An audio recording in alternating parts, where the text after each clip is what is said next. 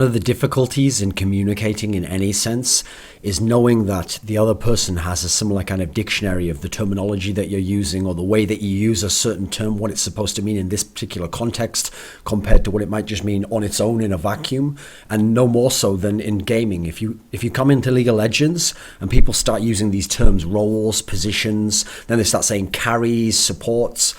This can all become a big, vague, muddled mess unless you kind of define what you're talking about in that sense. And so I've noticed when it comes to analysis, when fans try to analyze a team or a game or decide what was the factor that won or lost the game here, which was the most important piece, regardless of like score or who won one particular fight at the end of the game, one of the difficulties is the terminology that's being used, because I've noticed that to experts, they're meaning something different by some of these terms than what fans are, but it's understandable why some of the fans are getting confused, because some of these terms are actually interchangeable, or they're used in one sense and then in a totally different sense, yet the same term can mean both things. And so the first thing to say is that when we talk about like roles or positions, unfortunately that itself gets like blurred into one. So people think role also means position. So position in League of Legends, like top lane, jungle, mid lane, support, AD carry. Okay, those are technically the positions. Now roles, sometimes we often say that as the role, but then role often gets blurred into the aspect of carries and supports, which is actually probably how you should use it. Now I'll make a point here before I go too in depth with this, which is that from talking to experts, people who are really knowledgeable about League of Legends and sports in general, they all seem to be in a pretty similar kind of place as I am on this, where they understand that each team is a particular system of which of those positions is going to have which type of role. Is it a carry, is it support, regardless of what the position itself traditionally may be. And then by knowing what system your team runs, which positions it emphasizes and which it plays to and which the others support, then you know what the offensive options, what the defensive options of that team is, what the overall tempo, the style of play will be. And as a result, opposing teams know that. And when you watch a game, it's not just this player versus this player, it's which player plays which role and how did they match up with their opposing role, even though that role might not even be their normal position in the game.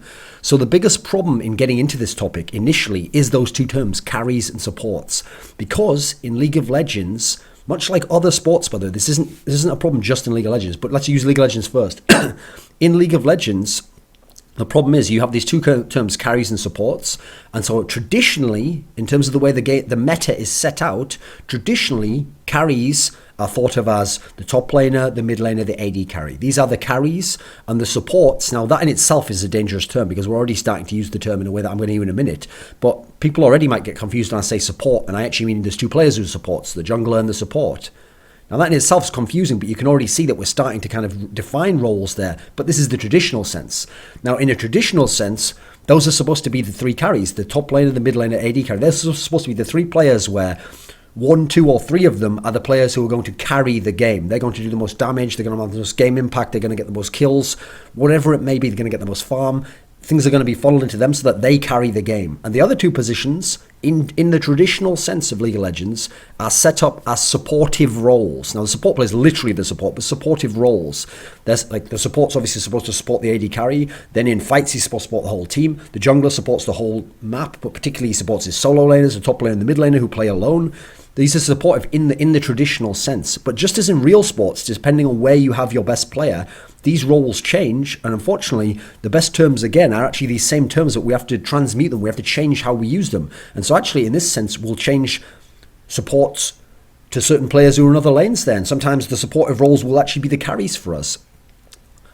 So in the normal sense, in a computer simulation, if we could design a team, we would have those as our carries. We'd have a top laner who's their carry, or the mid laner would be the main carry, or the AD carry would be the main carry. And then the second star, the second carry would be the mid laner, or it'd be the top laner. Whatever the combination is, it would be those. And we would have our supports as the others. Because on paper, at least, that's how we think of the meta of League of Legends. That's how we think it should work, or under normal circumstances, it will work. And it's the easiest, in terms of having that set as a meta, to just put a team together very quickly out of a group of people who haven't played together or whatever. You can just quickly make that like, okay, we all roughly understand what's going on here. It gets more complicated if someone's going to be like, no, but I'm going to carry from a supportive role. That means you have to do this. And, it adds in all these extra kind of variables to the equation, or tweaks it a bit where normal people won't understand it.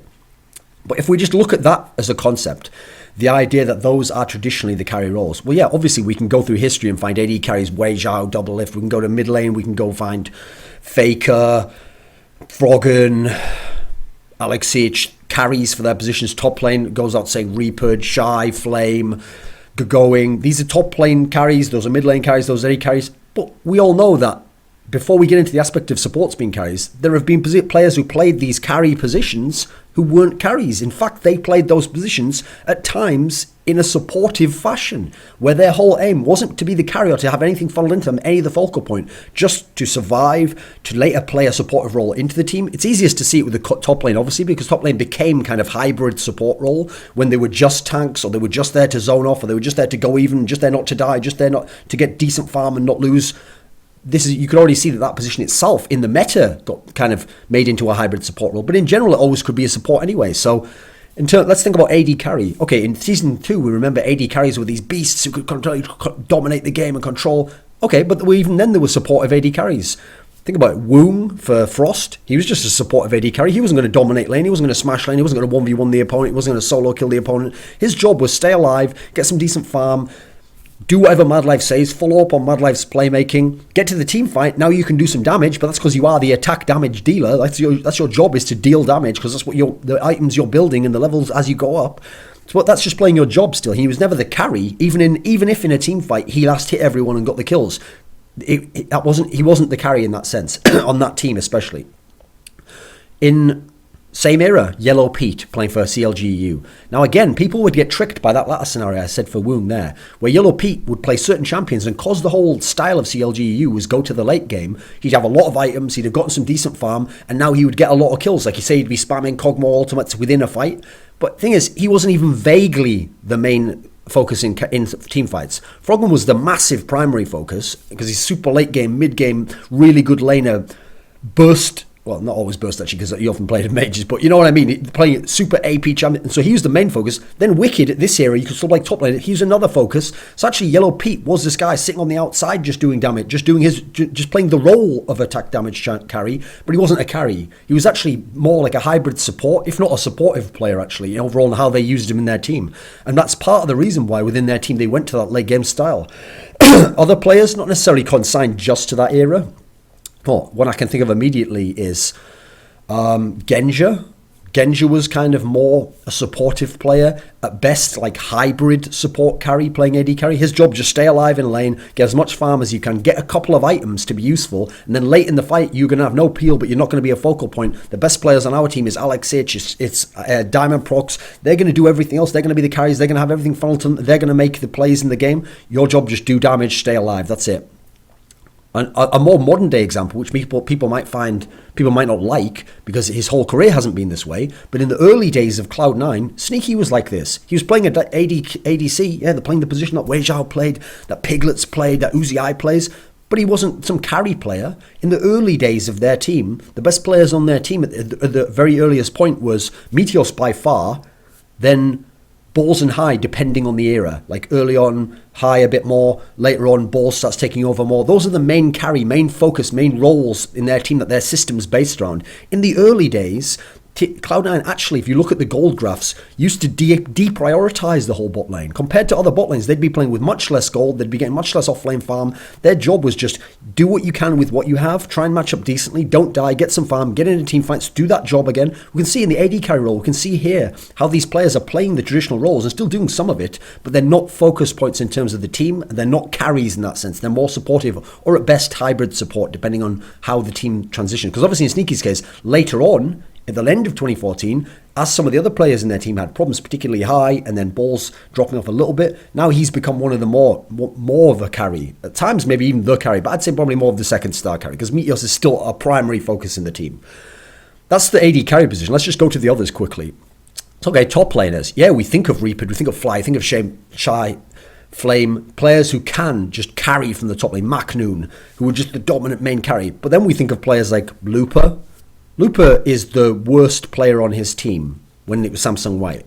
He's not. That doesn't mean he's a bad player, by the way. It just means everyone else on the team had more of a focal point, more of a priority in the team. And their team was based around dominance from their two best players were their jungler and support. In theory, the supportive roles, but those were the two stars of the team. And overall, the bot lane was the main carry aspect. The mid lane was sort of like, we'll see what happens there. That can be like a hybrid star. The jungler was a superstar player who's making everyone else, who's making these lanes like Loopers look like he's winning a lot and look like he's doing awesome. That's because he has the best jungler in the world, best jungler and mid support combo and best vision. Overall, he's the worst player. His job overall was just to try and go even, not die, pick decent matchups, play the champions we want, zone, teleport into the fights, just supportive aspect. Now, he was on one of the best teams ever, one of the most dominant ever, so he got to look like a really star player, but he wasn't a carry, he wasn't a star in this sense. Even though he's playing a carry role, he was a supportive player. Acorn, obviously. In this team, the two carries by far are Dade and Deft. They're ultra carries. Acorn's job is like Looper times 10. He just has to play the matchups very, very shrewdly and cleverly, which he was able to do. Zone, come in with this tank champion, let the others do all their damage. You just soak up all enemy damage. You try and annoy the enemy, harass them, and then you're just letting you're just soaking up what the enemies do. Your teammates are doing all them. Not in vaguely a carry role. I'll give some other examples. Dyrus in the latter days of TSM, yes, in the early days of TSM, he could maybe even have been called like the second star because in terms of the carry roles, he was like the second one because Chaos wasn't particularly like some star AD carry, and he was sometimes he would go ahead. I'd say overall he's been more of a hybrid support carry top laner, but at times later on, when the system in TSM has been star mid laner, obviously for their entire careers. But then when they got Wild Turtle, they kind of prioritised that and that became a strength of their team, a main carry there, and then the mid Reggie was dropped off a bit. Now Bjergsen's has come in and they've kind of shifted that, so Bjergsen's the main one and Wild Turtle's less. And now I think part of their problems is they're still trying to figure out who's the main carry there, what the system's supposed to be based around, at least in terms of how the games go. But as a result, Dyrus has dropped off to third carry status, which actually is morphed into more just support, just stay alive, play a tank, play from behind, just do something valuable to the team, contribute, and because you've got these other carries, you're going to have a chance to win the game. Mid laners. Let's talk about mid laners, because traditionally a lot of the best teams of all time have had carry mid laners. It's true, but here's a few mid laners who've had varying levels of success. When Najin's Sword won OGN Winter, the one for 2012, their mid laner S Song, he's not even vaguely a carry mid laner. It's not at all. He's an entirely supportive mid laner because he plays with a super dominant top lane carry, and then probably at the time, the best AD carry in Korean League of Legends, Prey. A very solid second carry. His job, again, just stay alive, farm, don't get ganked, have some contribution in team fights. Again, play the role, your AP, deal AP damage, but you're not going to be Froggen, you're not going to be Alex Sitch, you're not going to be Faker at that point in the game, and nor are you going to get the support or the offlane farmer. You're not going to get everything funneled into you to be that focal point. You're just playing a supportive role. Another one is Easy Hoon. Yes, his SK Telecom S team made it to the semi-final of the OGN Summer. They were always a decent team, but remember their problem was, he was like a second star hybrid support carry, but in general he was also playing a lot more supportive in terms of the style of how he played that role.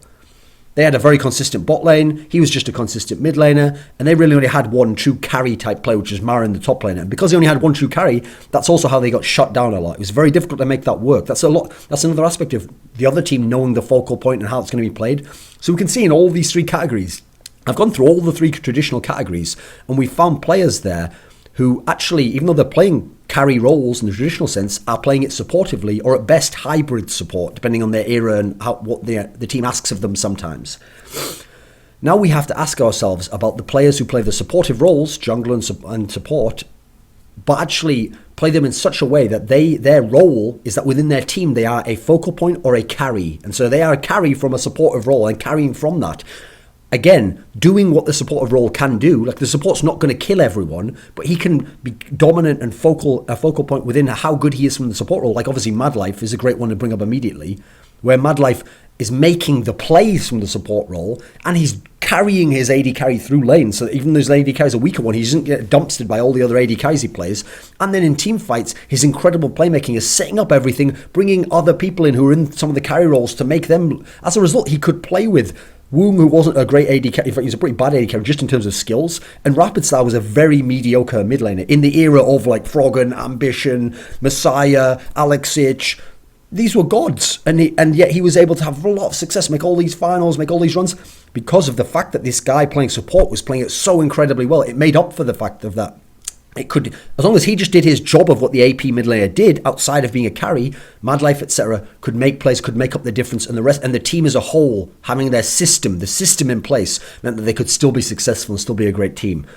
If we talk about Mad Life, we're going to have to immediately then go to Mata, because again, now he's compared to anyone else who played these supportive roles and was a carry, he had a lot of strength in, like, what's amazing about him is it's almost not fair to call him like the support player, even though within the way that a supportive player, even though within the way the lane worked, to a degree he was kind of like lesser to Mata in that sense. He's more like the hybrid role. But okay, in terms of his top laner, obviously they've always been more supportive, especially when he was Orb. Mata was a very dominant player, dominates the lane, dominates the team fights, always gets the ultimates off, always gets the CC off. Just the way he can play the game is just, he has more game impact at all stages of the game than some of the best Western carry players from their position. Even though they're the focal points, they're getting all the farm, they're getting all the items. That's how incredible this guy's play could be. Talk about some junglers now. Well, I mean, there's three that come straight to mind. Diamond Procs, obviously, the counter-jungling style being all over the map, creating a new style of jungling, innovating all these new picks, having this duelist style where you're not just there to support your carry and come into the lane and just gank for him. You actually go into the jungle and kill with them, and you tell your carry player, like your top player, come with me. I'm going to go kill that guy now, and you're going to help me. Now you've become a carry, he's become a supportive role in that sense. Dandy, well, I've already mentioned Samsung White. He's a top player that was a more supportive style, very supportive when it was on. Yet he was able to get that top laner kills with his particular style of always knowing where the enemy will be. He doesn't need to actually see the enemy to know where the enemy will be. Therefore, what he could always be ahead of was, the enemy can be over here. Another player has to go there, check is the enemy roughly around here, or ward. Dandy can know he's there, and therefore just by knowing, already go to a different part of the map that guy isn't, or go to the part of the map where that guy's going to be but hasn't shown yet, and counter gank and make it a total waste of his time to have gone there. You can see what a massive game impact, what a carry level player. Cacao is one of the biggest carries ever from a supportive role. He's right up there with the Mata and the Mad Life type people. Just like Dandy's an insane carry as well, but he's a carry in terms of like carry and get the whole team ahead. Cacao would carry and he'd come into the lane, he'd take the kill and he'd get even more powerful. Then he'd 1v1 any jungler. Then he'd go back into a lane, he'd get more kill. And by the team fight came, he'd be one of the monsters that you wouldn't be able to deal with. He could play those champions that we think of the power junglers, and he could wreck you completely by the whole game. And he could be the one getting the kills even from this role. That's what's crazy about how he inverted the supportive role into the carry role. In terms of a couple more support players who've done this, Gorilla, obviously, he's not on the Mad Life Mata level, but playing with Zephyr, who's very much like a Yellow Pete, like the old school sneaky style of just like, do your job, do this, that, but you're not going to carry you outright from that role. But Gorilla's there to carry through the lane, to be the dominant force, to set off his spells in team fights, to get the whole team ahead, to make the whole system work. And then in a Western example, Xpecial, obviously. It's no coincidence that every single type and caliber of AD carry he plays with, their level goes up. They look like they're better. They look like they're better, even though it's that they're playing with him. And what he does, he supports and carries them so that they're able to be the extra better player. He elevates their level.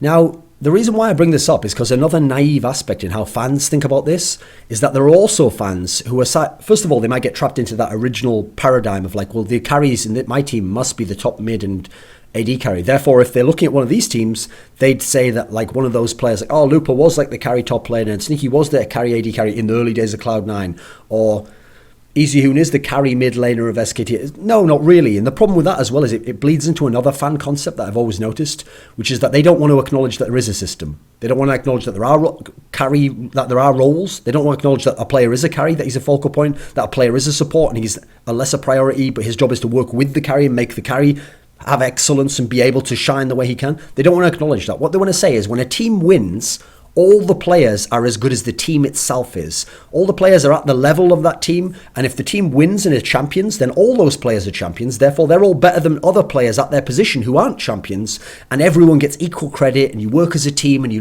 win as a team, you lose as a team. This just ignores fundamental concepts of how sports, and League of Legends particularly, works in terms of these carries, and in terms of the systems these teams are operating.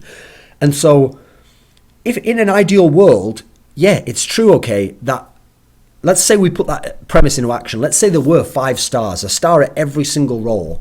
Not only would a star at every single role lose to teams that don't have stars at every role, but I actually think historically in sports, the ideal amount of stars in general has been shown to be 2 stars, or in this case, instead of star, we'll say carry, 2 carries So instead of 5 carries, so 2 carries and 3 supportive players is usually the ideal amount you could have.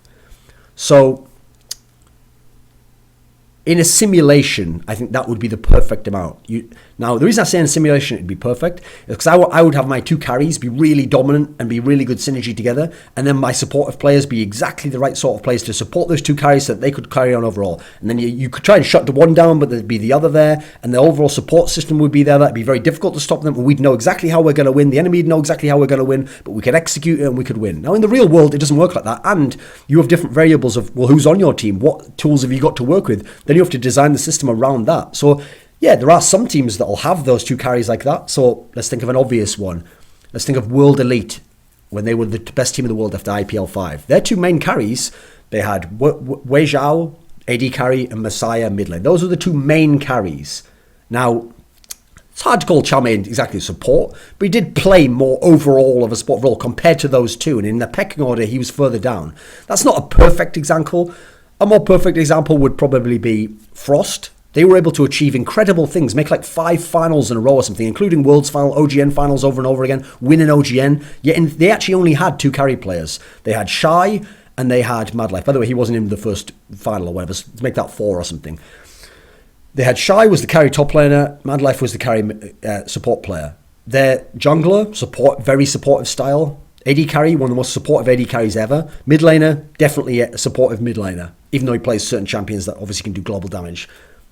This was a perfect example of this outline. And that team was able to beat teams that had much better players at different positions, much stronger players at different positions. Then you go over to a scenario where, in fact, if you take this but I'll use some sports examples for you now. So in basketball, an example of a team with a lot of stars losing to a team that has less stars would be last year's NBA Finals. Let's go with that. Miami Heat versus San Antonio Spurs. Now, Miami Heat, in theory, has 3 stars. They have 3 players who, on their own, could be the first primary star, main carry for any team. Chris Bosh could be the main carry, power forward position.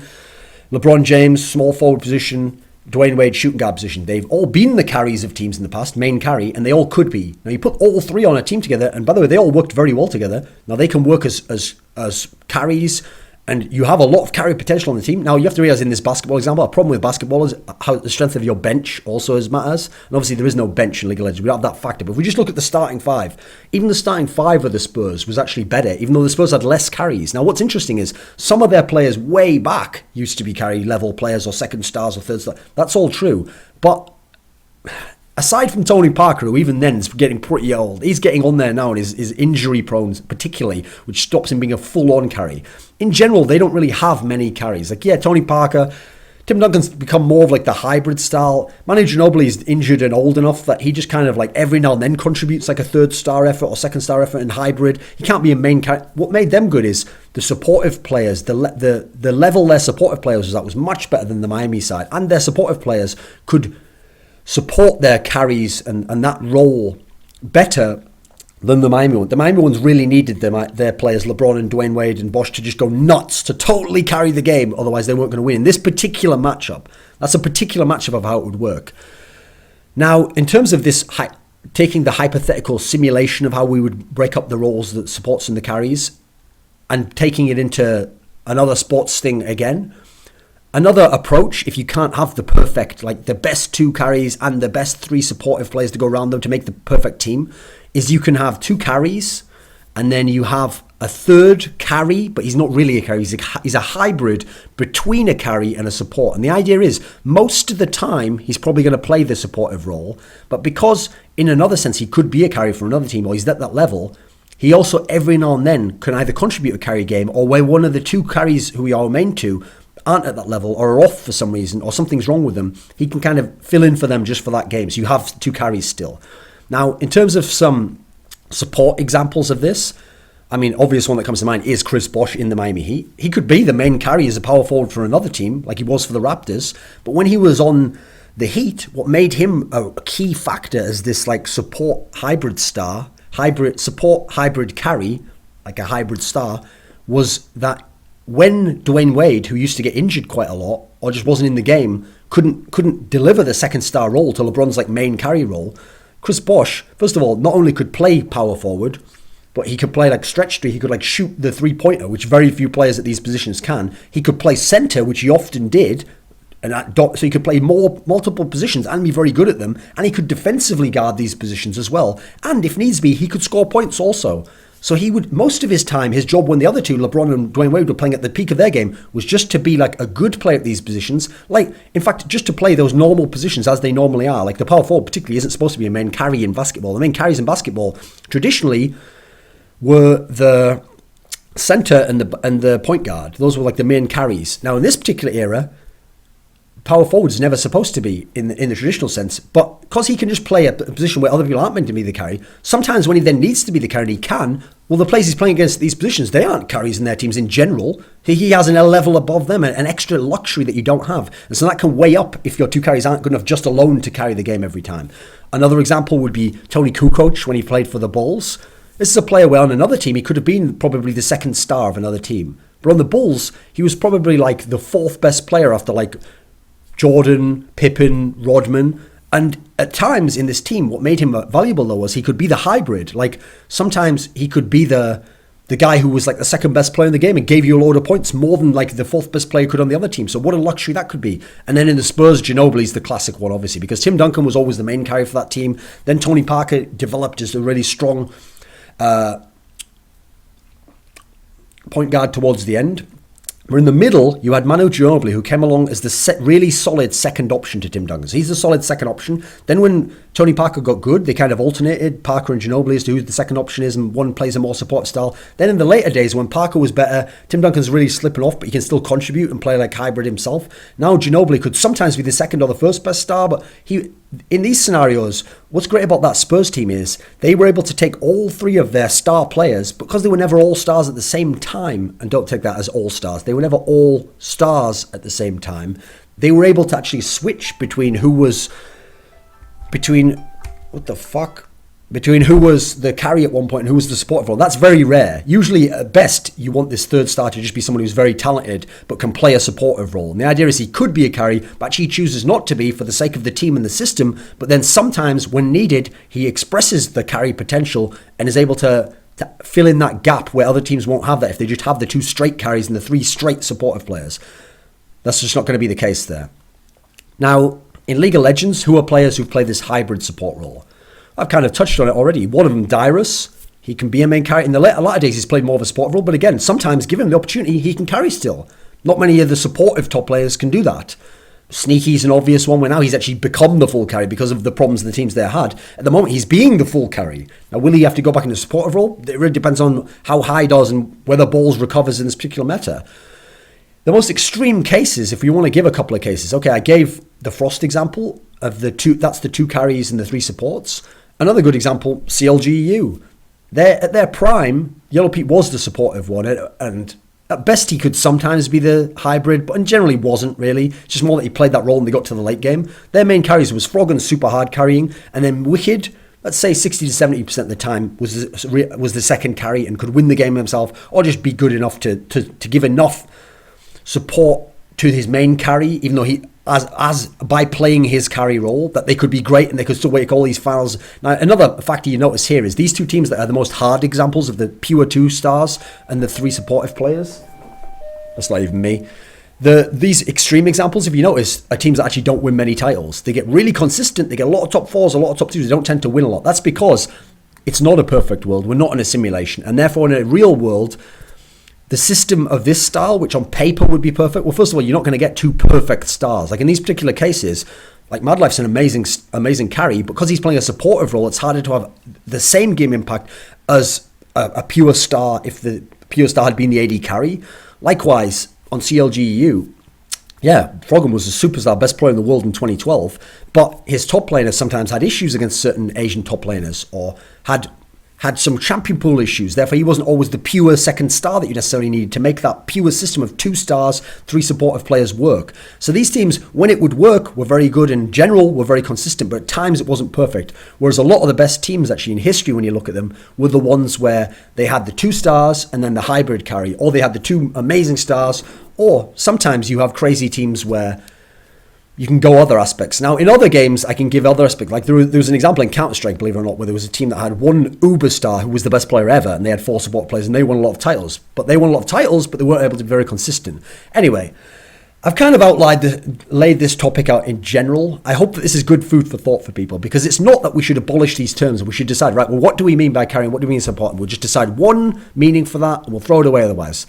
Now, unfortunately, it's going to mean we're going to have these conversations still where when you say something like that player's not a star, a carry, or he's more of a supportive player, people are going to get insulted by that. I mean, what, you're saying he's not good, or he doesn't... Look, he got all those kills in that game. That's all the case. But really, what we need this information for is we're talking about the meta in a perfect sense, in a traditional sense of how it is played. Now we're talking sometimes either about players who break the meta by being so good, but at a position that traditionally is supportive, but that they're going to carry and they're going to be a focal point. We're going to build our system around their play because of how spectacular they are.